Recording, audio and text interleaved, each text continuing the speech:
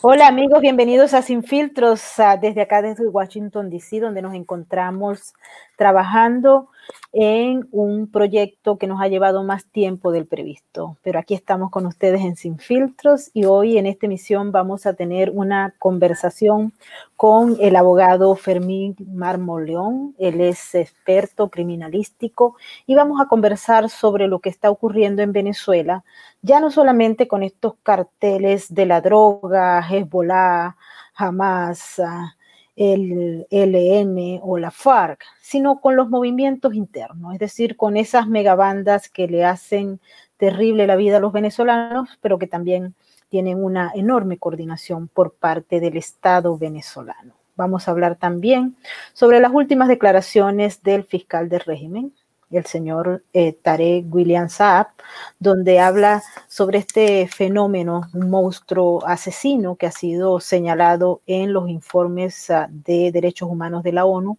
como prácticamente una máquina de asesinar venezolanos. Estamos hablando del FAES. Así que vamos a darle la bienvenida a nuestro invitado, no sin antes pedirles que se activen en el super chat. Recuerden que para nosotros es muy importante todos sus comentarios, sus opiniones tienen un gran valor para Sin Filtros, así como también recuerden que si les gusta nuestro trabajo, regálennos un like. Bienvenido, doctor. Un gran placer tenerlo con nosotros en Sin Filtros. El placer es mío de estar en Sin Filtros, estar con usted, que es una acuciosa periodista de investigación, para tratar estos temas del crimen organizado violento que tienen control territorial en Venezuela y que tanto daño le hacen a la gran familia venezolana. Así es, muchísimas gracias de verdad. Uno de los temas que ha llamado la atención y ha generado discusión, no solamente acá en los Estados Unidos, sino en otros países, es esa declaración que acaba de dar el señor Saab, en donde no reconoce la realidad que está viviendo Venezuela. Los venezolanos de a pie sí lo saben. Y es que el FAES es prácticamente una especie de máquina asesina. Ya se ha dicho que la señora Michelle Bachelet ha solicitado que ese ente que pertenece al Estado y que supuestamente tiene como fin por debajo pacificar a Venezuela, debe ser eliminado por los múltiples abusos que ha cometido y que han sido sistemáticamente denunciados con evidencias en los organismos de derechos humanos a nivel internacional. Pero primero quiero escuchar su opinión al respecto para que nos vamos a un análisis, si se quiere, micro en relación a lo que está ocurriendo con el FAES, pero también con esas megabandas que hacen de las suyas en todos los rincones de Venezuela. Lo primero que debo decir como ciudadano y como docente de la Facultad de Derecho de una universidad del país es que los hombres y mujeres que pertenecen a los órganos de seguridad ciudadana y a los órganos de administración de justicia penal tienen que estar separados del tema político partidista, del tema ideológico. Eso es una base fundacional del Estado de Derecho de cualquier país, de cualquier Estado moderno. Y me temo que quien hoy ha sido nombrado por la Asamblea Nacional Constituyente para dirigir los destinos de la vindita pública es un actor político. Por lo tanto, no me extraña ese tipo de declaraciones. Por otro lado, estamos conscientes que Venezuela dejó de ser una república, Venezuela dejó de tener un sistema democrático hace mucho tiempo, por lo tanto, estamos en presencia de un Estado comunal que no tiene división de los poderes públicos. Por lo tanto, no tenemos un poder judicial que realmente sea el contrapeso ideal para, bueno, desde allí irradiar justicia y con la justicia la paz social. Lamento muchísimo que durante muchísimo tiempo la revolución socialista del siglo XXI pisoteó a su producto más emblemático, que es la Constitución de 1999. Lo digo por el nacimiento de la Policía Nacional Bolivariana, que está contemplado en el artículo 332, numeral primero, de órganos de seguridad ciudadana, donde debió haber sido una institución civil uniformada, eminentemente preventiva. Y es lamentable que la Policía Nacional Bolivariana, en el devenir del tiempo, haya tenido competencias investigativas y haya dado nacimiento a una unidad como el FAES, que es adscrita a la Policía Nacional Bolivariana, aunque no le reporta a la directiva, y que tiene 5 ejes investigativos, porque desde allí, bueno, se sustanciaron expedientes, se detuvo gente bajo el manto de guardianes de la Revolución Bolivariana, y eso es muy lamentable, que sirvió como elemento persecutorio de la disidencia política. Y desde allí se generó una patente de corso para hacer desmanes hacia los que no han sido aliados de la Revolución Bolivariana, el sector privado, las ONG, los partidos políticos, los medios de comunicación social. Y bueno, es un instrumento más de persecución. Pero en el caso, por ejemplo, de lo que está ocurriendo con el FAES, que ha sido prácticamente lo que es el cuerpo de seguridad que se supone pertenece al régimen, pero que tiene unas características muy particulares. En las declaraciones se señalaba que entre 800 a 1000 hombres no pueden ser los responsables de pacificar el país. Se entiende y se sobreentiende, de acuerdo a todas las denuncias, que el FAES sería entonces ese grupo de bajo nivel que de manera surrecticia propicia o ejecuta a las personas que son señaladas por el régimen o los que ellos consideran que son elementos perturbadores. Hay mucha información sobre la mesa, pero quisiera que le explicara a los que nos están viendo, porque hay mucha gente que no entiende ese proceso. En todos los regímenes autoritarios de la naturaleza criminal que tiene de Maduro, por lo general hay estos grupos que se encargan justamente del exterminio, no solamente de los opositores, sino de cualquiera, porque hay que recordar que los funcionarios, y eso se está hablando, tienen también dentro de su propio albedrío eliminar a aquellos que les son molestos a ellos mismos. Entonces esto sería realmente lo más profundo de una onda criminal que está pagada por el Estado venezolano. Estoy convencido de que la estrategia de la revolución socialista del siglo XXI ha estado dirigida a conformar 2 tipos de guardianes de la revolución. Por un lado, los paramilitares urbanos, que son los colectivos armados y violentos.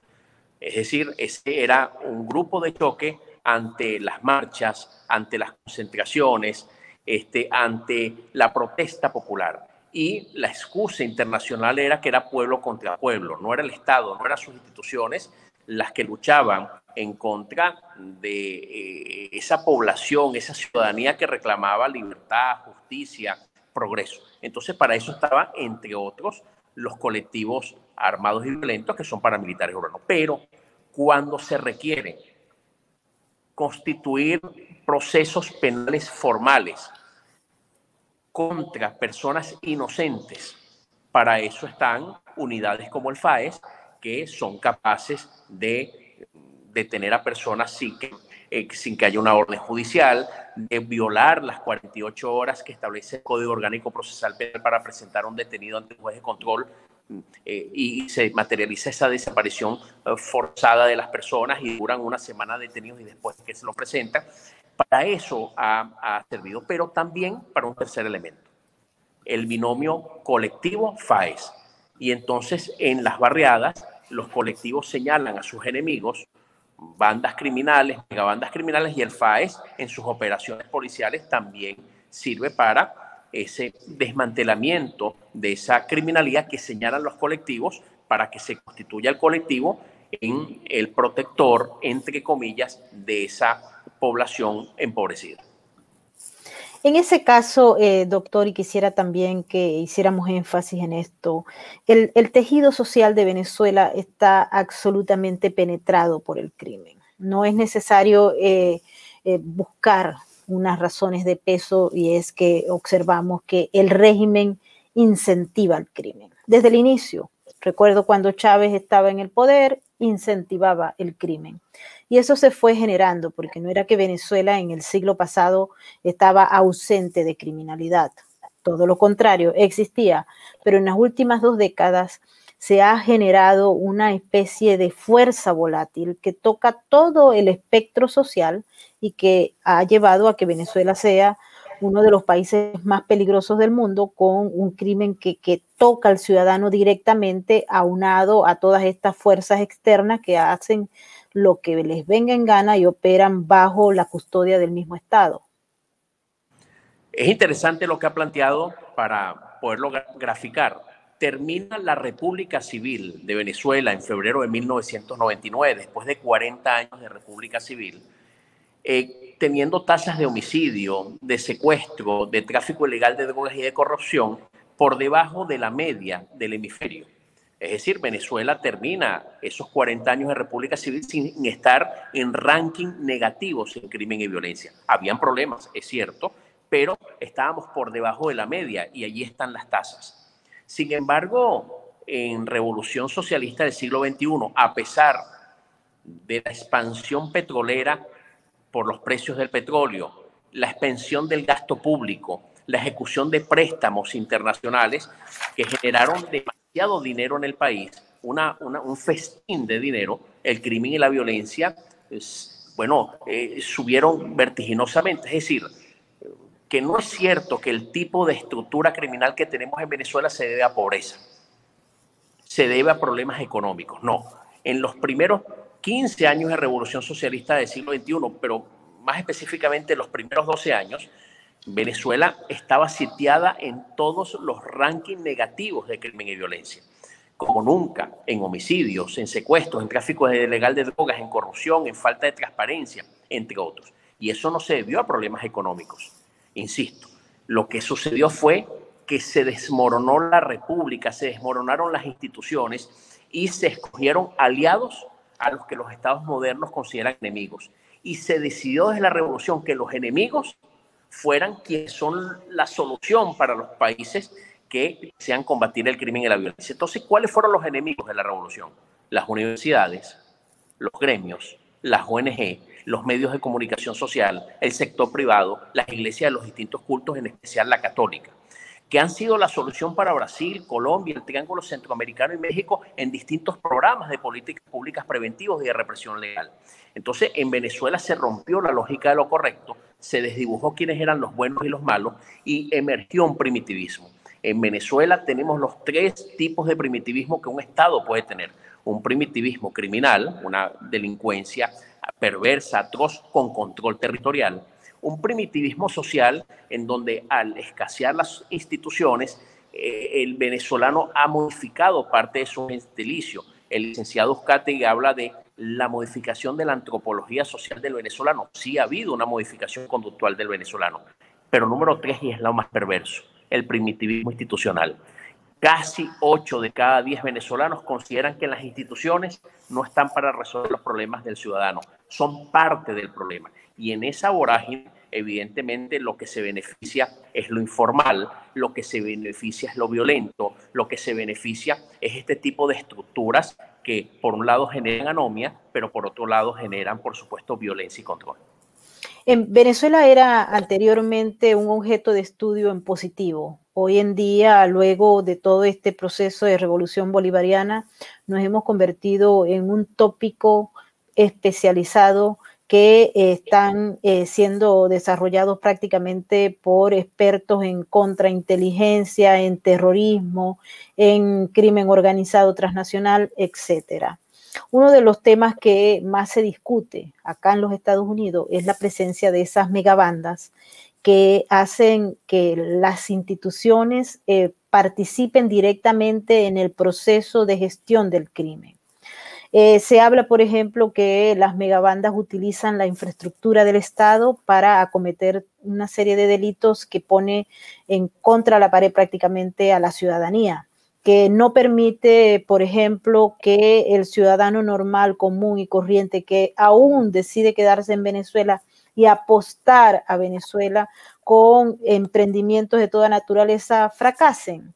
Estaba conversando con una serie de testigos que señalaban, por ejemplo, que el Tren del Norte en el estado Zulia, que es una megabanda absolutamente peligrosa, que cobra vacunas, que extorsiona, etcétera, acaba con todos los emprendimientos pequeños y medianos, por muy pequeños que sean, porque pretenden cobrarles vacunas en dólares a unos precios absolutamente imposibles de pagar para que los emprendimientos se mantengan. Lo que quiere decir que en esa misma medida que ellos actúan sin ningún tipo de límite por parte de la gobernación del estado Zulia, si seguimos con el ejemplo de los del Tren del Norte, porque forman parte de la misma criminalidad, como usted bien lo ha explicado, y entonces eso termina con no solamente destruir la capacidad de emprendimiento del venezolano que está viviendo una aguda crisis económica, sino también en aplastar el resto de la sociedad. ¿Cómo ve usted este proceso? Y también posteriormente quiero que nos explique si existe alguna salida. Permítame indicar que lo que voy a expresar se deben a estudios serios que el profesor Luis Isquiel y yo hemos realizado en la última década y que pudimos plasmar en una reciente publicación del mes de junio llamada Revolución de la Muerte. Nosotros hemos podido evidenciar en un trabajo serio de campo y también bibliográfico que Venezuela tiene lo peor de los dos mundos. Tenemos un crimen organizado violento coexistiendo con un crimen organizado de astucia. Y dentro del crimen organizado violento tenemos estructuras del crimen ideologizadas, pero también estructuras del crimen no ideologizadas. Estructuras del crimen urbanas, estructuras de crimen rurales, estructuras de crimen autóctonas o nacionales, pero también estructuras de crimen foráneas. Es decir, tenemos una mezcla de organizaciones criminales coexistiendo en al menos 18 de los 23 estados del país. Y es muy triste que eso ocurra. Coincido con usted que esto solo fue posible a través de políticas públicas equívocas, políticas públicas inexistentes y políticas públicas diseñadas para que buena parte de lo que he narrado ocurriera. Por ejemplo, bueno, aquí se constituyó el plan de pacificación. Se les alertó que el plan de pacificación que se impuso en Centroamérica había fallado con las maras y que no era correcto importarlo a Venezuela. Y con todo eso lo hicieron. Y el plan de pacificación dio nacimiento a las zonas de paz. Y esas bandas criminales pequeñas, ciertamente estructuradas, se oxigenaron y se convirtieron en megabandas. Y con alianza perfecta con el pranato carcelario. Ejemplo, el Tren de Aragua con la cárcel de Tocorón, para poner un sencillo ejemplo. Pero por otro lado, dijimos nosotros que el tema de la ley de desarme, control de armas y municiones, tenía que ser para dirigirlo contra estos grupos de delincuencia organizada violenta. No, lo que hicieron fue desarmar a las policías municipales que estaban en manos de la Alternativa Democrática, a las policías estadales en manos de la Alternativa Democrática y a los ciudadanos de buena voluntad que querían cumplir con las normas. Pero los colectivos armados y violentos siguen armados, los boliches, y bueno, pare usted de contar megabandas criminales, pranatos carcelarios, pseudosindicatos de la construcción, pseudosindicatos mineros, pseudosindicatos petroleros. Pero tercero, el discurso ambivalente. ¿Quieres desarme? Pero somos una revolución armada. El discurso del enemigo interno cuando lo que es adversario. Esos discursos ambivalentes, ambiguos, dificultan mucho la lucha contra el crimen y la violencia. Entonces, definitivamente sí hubo una política pública triste, como darle beligerancia al ELN y la FARC desde el inicio de la Revolución Socialista del siglo XXI, por allá en el 99 al 2001. Entonces, bueno, somos una tierra que no nos preocupamos y no nos preparamos para el plan Colombia de finales de los 90, no nos preocupamos para el plan de seguridad democrática, no nos preparamos para el plan de pacificación y se encontró un territorio fértil para que floreciera la economía criminal, para ceder territorios y bueno, en esas circunstancias se encuentra el venezolano. ¿Qué genera este crimen organizado violento? Bueno, primero genera un desplazamiento interno de ciudadanos, genera una diáspora de ciudadanos, genera el cierre de empresas, industrias y comercios, genera, por supuesto, que algunos inclusive dejen de ser ciudadanos y se relajen o se subyuguen a ser pobladores y habitantes circunstanciales de un territorio. Y, bueno, la profunda fractura entre el venezolano y sus instituciones. Casi 8 de cada 10 venezolanos no acudiría a los órganos de seguridad ciudadana y administración de justicia penal para denunciar un hecho punible y para reclamar justicia. ¿Y qué ocurre cuando 8 de cada 10 venezolanos, según la encuestadora Gallup, no acudiría a la administración de justicia para resolver las controversias? Bueno, número 1, buscará mecanismos alternativos de resolución de conflictos, sicariato, linchamiento. Número 2, acude a temas religiosos o paganos buscando una justicia divina. O número 3, queda subyugado y sometido. Y eso es primitivismo que ha traído quienes nos ofrecieron felicidad. Ese mar de la felicidad trajeron tristeza. Quienes nos ofrecieron vida nos trajeron muerte. Y eso no podemos nosotros sino registrarlo en obras, registrarlo en informes, registrarlo ante las instituciones nacionales e internacionales, porque debe haber una constancia histórica de lo que ocurrió, de cómo se desmanteló una república, de cómo se desapareció la división de los poderes públicos, cómo acabaron con la meritocracia, el concurso de credenciales de oposición, la transparencia, sencillamente cómo acabaron con lo bueno y lo decente. Uno de los pilares fundamentales del sistema democrático es justamente el Estado de Derecho, la aplicación de la justicia. En Venezuela, el sistema de justicia ha fallado por años, pero hoy en día prácticamente no existe. Basta ver todos los récords que se han presentado en los últimos 20 años para saber que la revolución tenía como objetivo al inicio eliminar el proceso de aplicación de la justicia para que a posteriori se generara este caos que estamos observando. Cuando vemos alternativas para superar esta revolución bolivariana, observamos que para ese proceso de transición, doctor, se plantea justamente o la justicia transicional o algunos elementos que no se enfocan en el verdadero castigo a los criminales que han generado este caos que estamos viviendo.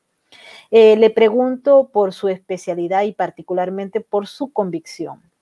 ¿Cuál sería la vía más expedita para ponerle fin a todo este desorden que hay y aplicar justicia a los criminales, ya no solo los criminales de banda corta como estos miembros de grupos organizados, de megabandas, etcétera, así como también los otros grandes organizaciones del crimen organizado, sino a los mismos actores políticos que han gerenciado que no se aplique la justicia y que crezca la criminalidad en un nivel muy avanzado? Estoy convencido que para refundar la República y rescatar el sistema democrático, los venezolanos vamos a tener que apelar a los buenos hijos. Yo creo que hay muchísima reserva moral en el país, mucha reserva moral de venezolanos en el exterior que estarán dispuestos a retornar. Y creo que es importante, y disculpe lo coloquial, que apelemos a las canas para el rescate de las instituciones. Yo creo que hay muchos hombres y mujeres que estuvieron en las instituciones y que se jubilaron a destiempo, otros que fueron despedidos, que van a tener que retornar al país por algunos años para rescatar las instituciones. Es necesario que eso ocurra. Es necesario para los órganos de seguridad ciudadana preventivos y de investigación criminal y de seguridad de Estado, pero es necesario para la Fiscalía del Ministerio Público, pero que también es necesario para los órganos jurisdiccionales, es decir, los tribunales de justicia penal. Eso es necesario que sepamos que los hombres y mujeres jubilados, hombres y mujeres que estuvieron en las instituciones y renunciaron o que fueron despedidos, que estén en plenas facultades físicas e intelectuales y estén actualizados, van a tener que retornar a las instituciones a poder formar a las nuevas generaciones. Pero por otro lado, es evidente que requerimos ejemplos. Venezuela necesita que no haya intocables. No solo queremos ver, y coincido con usted, al hombre joven pobre que tiene fusiles y que domina territorios siendo perseguido y siendo llevado ante la justicia. También queremos ver gente que tiene vehículos de último modelo, que tiene ropa de marca, que tiene grandes relojes y que se la pasa en restaurantes en las principales ciudades y viajando, que hayan golpeado el erario público, también procesados. Tenemos que demostrarle al país que no hay intocables, eso es importante. Que si creo en la justicia transicional, si creo una justicia transicional que sea un paraguas que no pueda cubrirlo todo. Creo que también es bueno dar mano amiga a aquellas personas que sean capaces de contribuir para el desmantelamiento de delitos atroces, de delitos perversos, como por ejemplo los delitos de lesa humanidad, aquellos delitos que sistemáticamente violaron los derechos humanos, poder identificar y tener probanzas contra ese tipo de personas ligadas a eso, ligadas al tráfico ilegal de drogas, ligadas, por supuesto, a grandes problemas de corrupción. Claro que creo una justicia transicional porque es parte de la modernidad, que usted sea delator, que usted colabore, se beneficie usted, pero que caigan los peces gordos y no los tontos de siempre. Yo creo también en eso. Yo sí creo que el futuro puede ser provisor para el rescate republicano y, Maybor, hay un conjunto de hombres y mujeres no ligados a partidos políticos que han trabajado a honoren para proyectar políticas públicas asertivas para un futuro. No son camisas de fuerza, eso le corresponderá al presidente o presidenta que sea elegida por los venezolanos que va a escoger su equipo. Por lo menos hay escritos, están documentados de propuestas en líneas gruesas de lo que se debe hacer para rescatar el Estado de Derecho en el país. Y eso es una buena noticia porque hay una guía importante, interesante, que ha compilado prácticas exitosas en el hemisferio. Y yo estoy convencido de que el camino está trazado allí para que las cosas sean distintas. Por supuesto, en el devenir del tiempo hay que formar una nueva generación de hombres y mujeres venezolanos que por concurso de credenciales y concurso de oposición tienen que hacerse con los cargos públicos. Y tenemos que innovar mucho, Maybor. Tenemos que innovar en la lucha contra el crimen y la violencia. Hay muchas cosas que se están realizando en los países desarrollados para prevenir el crimen, pero para también reprimir el crimen. Por ejemplo, la Big Data, con algoritmos para prever en qué sitios pueden estar ocurriendo delitos, pero a su vez para todo el tema del mapeo criminal. Número 2, el tema del portal de los más buscados con difusión en la televisión para delitos atroces y perversos con recompensa. Número 3, los drones en patrullaje constante en zonas de alto impacto criminal. También el utilizar la tecnología en radiopatrullas para saber si se están cumpliendo los programas preventivos con el GPS de cada radiopatrulla y la filmación en tiempo real en los uniformes de aquellos hombres y mujeres que van a tener que desmontar esas estructuras del crimen que dominan el territorio. Porque filmar en tiempo real los operativos que permiten, Maybor, preconstituir pruebas y así usted sabrá si hay desviaciones policiales, pero también sirve para defender a los funcionarios que fueron atacados por la criminalidad. Porque me temo, Maybor, y con esto finalizo, que la lucha contra el crimen organizado violento en Venezuela va a ser muy costoso en lo patrimonial, pero muy costoso en lo emocional. Y yo creo que hay que buscar aliados en todo lo que hemos hablado hoy, aliados de las ONG, en los medios de comunicación social, en las iglesias, en el sector privado, para que comprendan que esta lucha va a ser muy dolorosa para los venezolanos, pero habrá que darla para que prevalezca el bien, la justicia, para que prevalezca lo bueno, sin violar los derechos humanos. Uno de los elementos claves cuando se evalúa el caso de Venezuela, doctor, es justamente que el crimen organizado transnacional y local doméstico ha penetrado todos los sectores de la sociedad. Los medios de comunicación están penetrados por el crimen organizado. Muchas ONG están conectadas con el crimen organizado. En las universidades hay un reservorio que representa la esperanza de muchos, particularmente de todos aquellos que amamos la academia.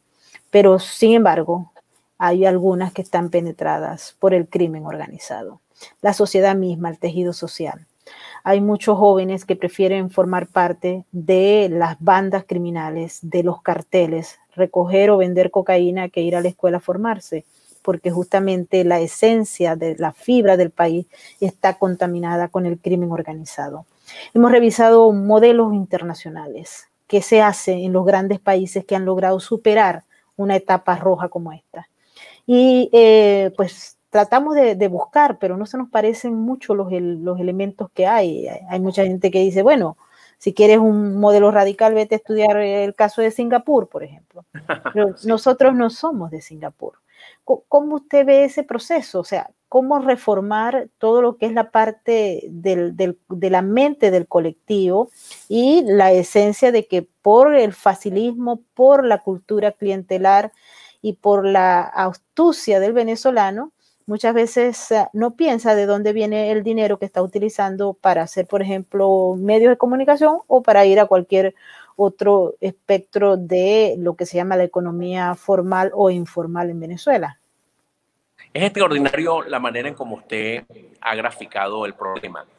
Nosotros hemos podido estudiar casos como el de Irak, que era la refundación de una estructura de Estado. Por supuesto, la lucha contra el crimen y las drogas, el crimen y la violencia en Brasil, en Colombia y México, así como el Triángulo Centroamericano. Lo primero que habría que comprender es que el crimen y la violencia son tumores sociales. Son tumores sociales distintos a los tumores intraorgánicos. No es posible intervenir el cuerpo, el tejido social y extirpar el tumor, crimen y violencia en un solo acto quirúrgico, que lo haríamos tal vez en tumores intraorgánicos. El tema de poder rescatar las instituciones, poder rescatar la lógica de lo correcto, el poder rescatar lo bueno, el poder rescatar la justicia, la ley y el orden es algo paulatino. No es posible pensar que por más que nos abracemos en la meritocracia, el concurso de credenciales, el concurso de oposición, la transparencia, la rendición de cuentas y que llenemos al país de progreso y bienestar, es una actividad que vamos a poder materializar el primer día, inclusive el primer año o el primer lustro. Es un tema paulatino. Se piensa que en políticas públicas para reducir el crimen y la violencia de manera sostenida debe superar el umbral de los 8 años. Lo vimos en el caso de Colombia y México, lo que fue el tema de Felipe Calderón y posteriormente lo que fue el tema de Peña Nieto, pero también lo vimos en el tema de Álvaro Uribe Vélez con el tema de Santos. Si usted tiene una política pública de Estado y no de gobierno, y mucho menos de ministro de turno, acompañado de políticas sociales, tiene que lograr que esa conducción dure más de 8 años para que no haya rebote de crimen y violencia. Y dentro del crimen, el tema de la corrupción. No es una tarea sencilla, Maybor, el deterioro es importante, muy profundo, pero la buena noticia es que los vientos de cambio se pueden sentir rápidamente, pueden haber lo que se llama resultados exitosos tempranos. Yo creo que eso es lo que tenemos que procurar y buscar, tener éxitos tempranos en la lucha contra el crimen y la violencia, tener vientos de cambio, vientos frescos, para que el tema social, por ejemplo, el sector empresarial, industrial y comercial, puedan sentir ganas de seguir invirtiendo en el país o de retornar su inversión, pero por otro lado, políticas sociales que llenen al país, bueno, de institutos técnicos, escuelas técnicas que no existen en Venezuela desde hace más de 20 años. El tema, por supuesto, de llenar al país de lo bueno, plazas, parques, iluminación, para que, bueno, en el país llueva balones deportivos, instrumentos musicales y libros y no lluevan más balas, que es lo que lamentablemente acoquina a las zonas populares, urbanas y rurales del país. Cuando uno evalúa el espectro de América Latina, desde la Patagonia hasta Honduras, uno observa que en el proceso se ha venido generando un fenómeno que es de estudio, y es justamente la alianza estratégica entre el crimen organizado y el poder político.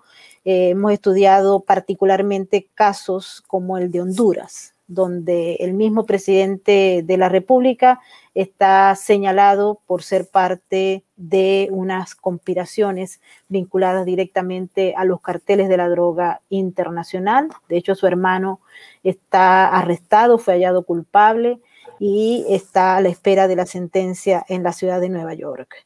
En el caso, por ejemplo, de Honduras, donde ya es evidente que existen elementos de sobra para que se pueda hablar de una conceptualización que en el marco de la ciencia política ha sido seleccionado como un narcoestado, un estado criminal, un estado paralelo, etcétera, pero más allá de las definiciones es que se establece que hay una unión estratégica entre el crimen organizado y el poder político, el gobierno, el Estado, y eso permite que se penetre en todo el espectro de la nación.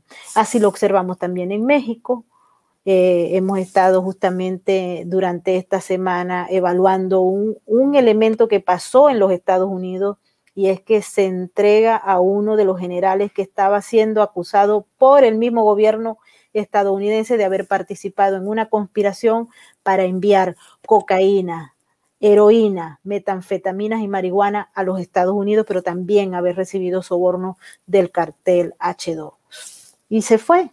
¿Qué va a pasar entonces con los estados en América Latina cuando pareciera que está de moda esas alianzas entre el crimen organizado transnacional y el poder político, aunado al caso venezolano, que adicionalmente se incluye el tema del terrorismo, entre ellos el islámico?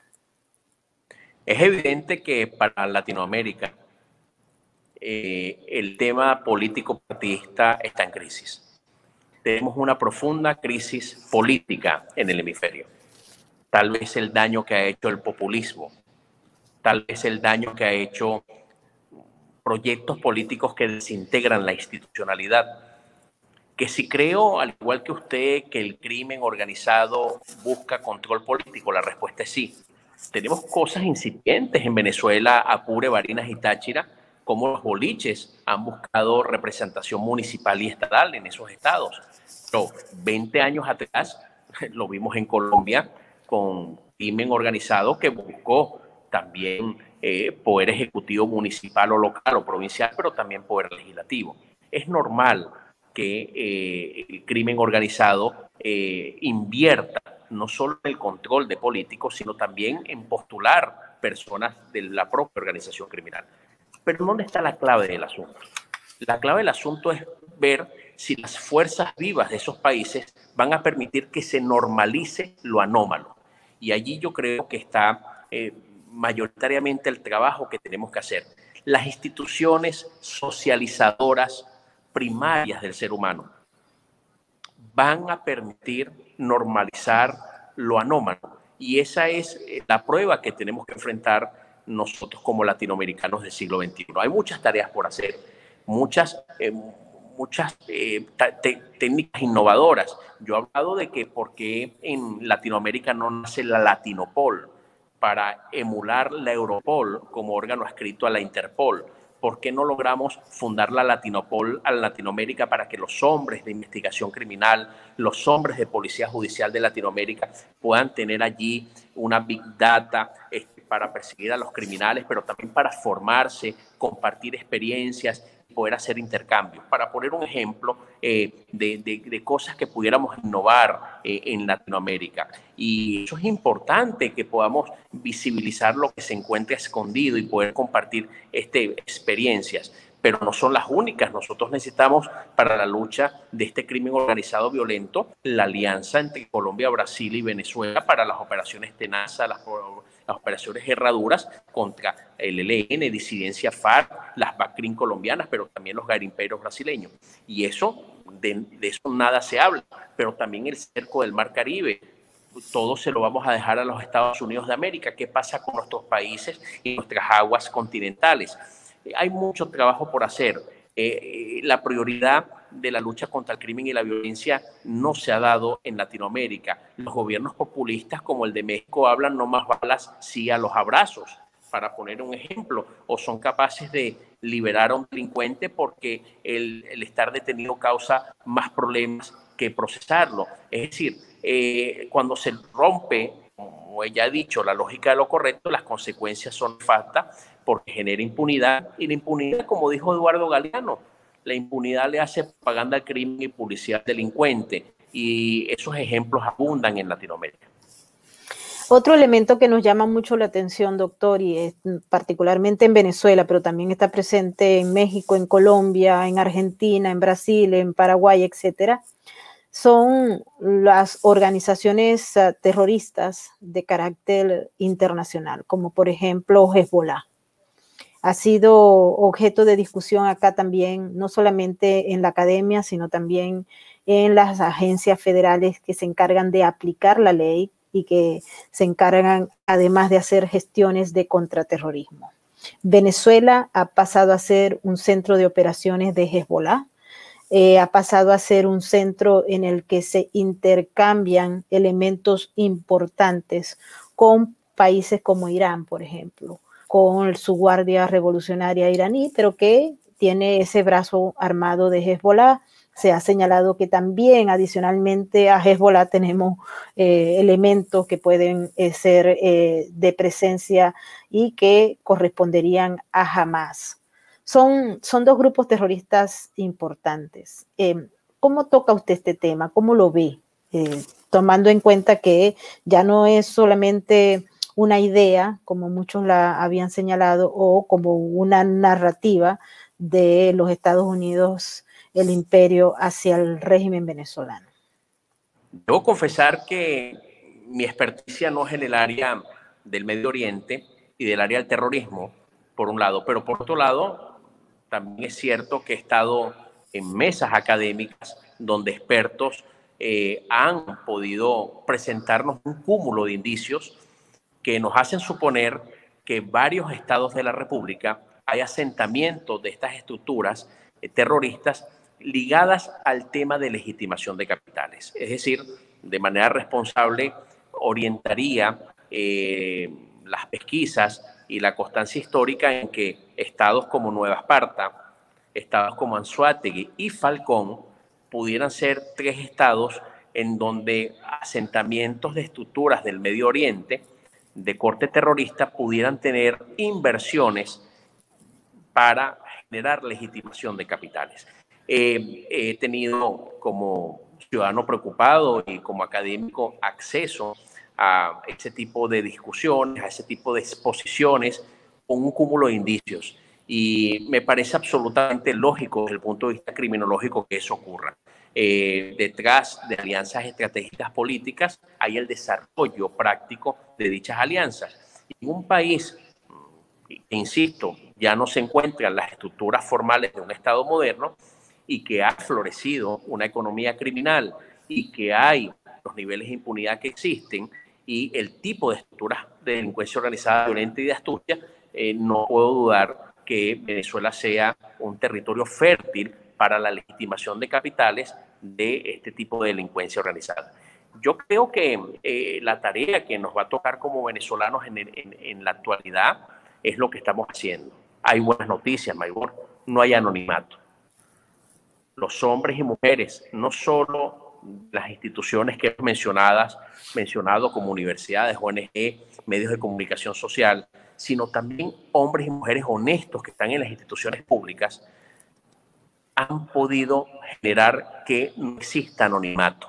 Pero también el exceso de confianza de estos hombres y mujeres que están en el crimen organizado. Hay un absoluto exceso de confianza que ya no quieren guardar las formas y eso da mucha ventaja para documentar lo que está sucediendo y que mañana pueda hacerse lo correcto. Y yo creo que eso es una gran y una buena noticia, porque el delincuente astuto protege su identidad y aquí esas formas no se han guardado, Maybor, y yo pienso que, bueno, rescatemos lo bueno, que hay gente preocupada que está documentando, que está plasmando las cosas, que está también haciendo sus labores de inteligencia como criminólogo, como periodista, como hombre del ámbito jurídico penal y a su vez dispuesto a que cuando las cosas cambien, bueno, poder hacer lo correcto.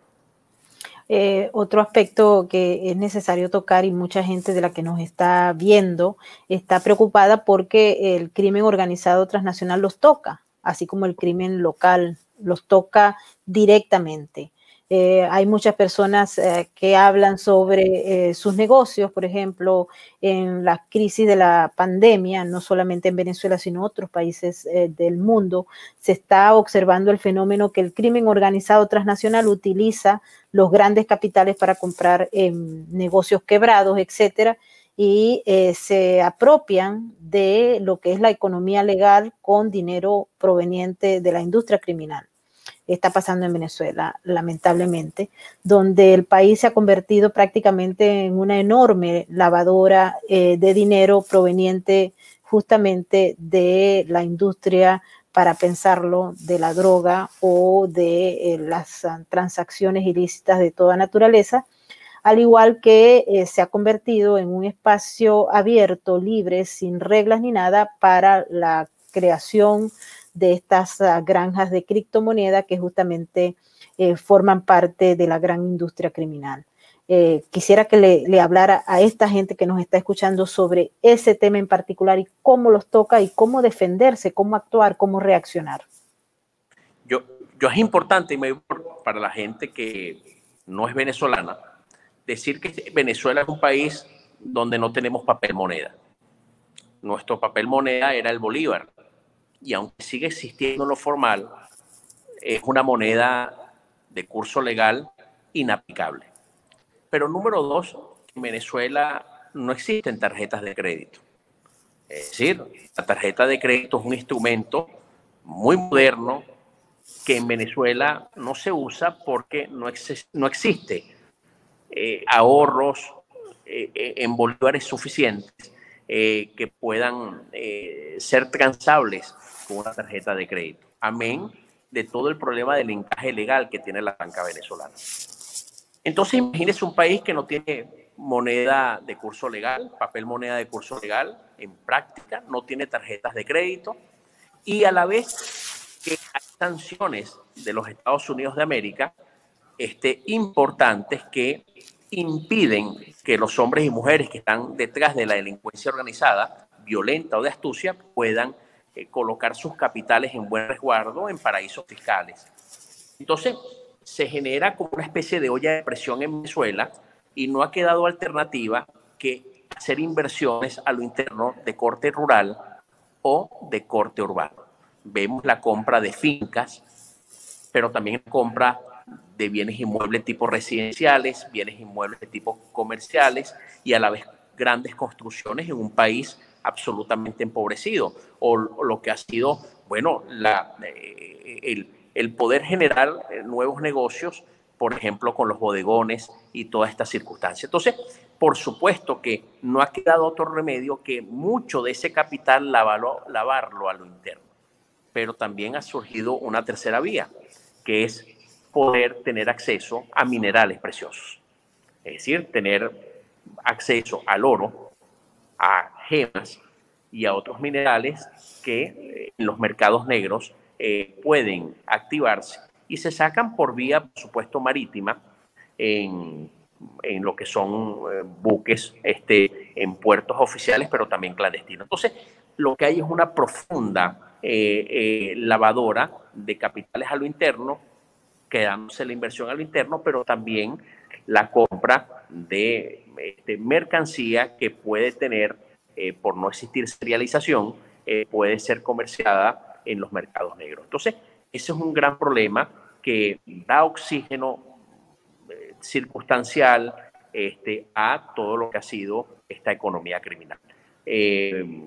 Hay algunas encuestadoras venezolanas y algunas analistas venezolanos que inclusive se han atrevido a proyectar que Venezuela debe estar cerca de unos 800.000 millones de dólares anuales en producto de todo lo que es la economía criminal, desde temas de corrupción hasta todo este tema proveniente del tráfico ilegal de drogas, el tráfico de minerales preciosos, extracción de combustibles. Es decir, hablar casi que 1.000 millones de dólares anuales provienen del crimen, nos habla del gran problema país que tenemos.